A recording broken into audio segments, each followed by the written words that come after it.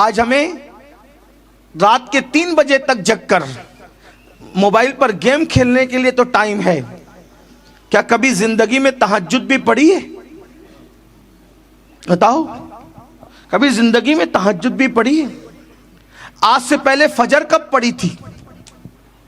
آج سے پہلے قرآن اٹھا کر کب تلاوت کی تھی؟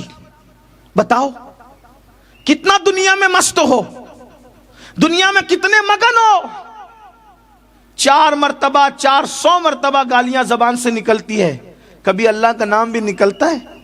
کبھی کلمہ شریف بھی نکلتا ہے؟ مسلمان ہو، آج کہہ رہے ہم پہ بڑا برا وقت آیا. ہم نے کہا کیوں آیا؟ اس لیے کہ اللہ کے سچے وفادار نہ رہے. مسلمانوں، اب بھی اس دنیا میں اللہ والوں کا بول بالا ہے. اب بھی اس دنیا میں، اس دنیا کے گورکھ دھندے کرنے والے، اس دنیا کے اندر جو ہے وہ جرائم کرنے والے، اس دنیا کے اندر ظلم کرنے والے جب بھی اللہ والوں کے سامنے آتے ہیں، اب بھی دنیا اللہ والوں کے سامنے سرنڈر ہے. اب بھی یہ اللہ کی طاقت ہے. آج لوگ تم جیسے مسلمانوں کو اور ہم جیسے مسلمانوں کو بس میں اپنے بازو میں بیٹھنے جگہ نہیں دیتے.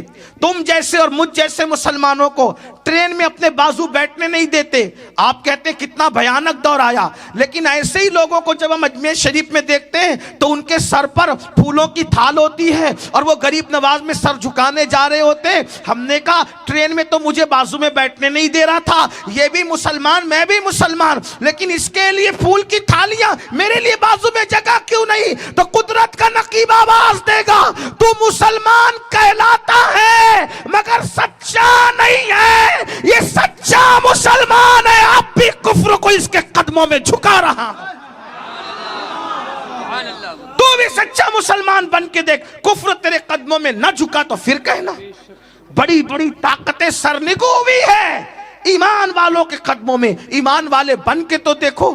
اتنا کمزور ایمان ہے مسلمانوں کا کہ 200 روپے کی چپل بیچنے پر اللہ کی جھوٹی قسم کھاتا ہے مسلمان. اتنا کمزور ہے مسلمانوں کا ایمان کہ آج سود کے دھندے صرف اس لیے کر رہا ہے مسلمان کہ اگر میں حرام نہیں کماؤں گا تو میرے بچوں کے مستقبل کا کیا؟ او حرام کمانے والوں، تم اپنے بچے کو اچھا لباس تو پہنا لو گے حرام سے، لیکن قبر میں تیرے بچے کا کیا ہوگا؟ آخرت میں تیرے بچے کا کیا ہوگا؟ خود تیرا کیا ہوگا؟ اللہ کے بندے سوچ، غور کر.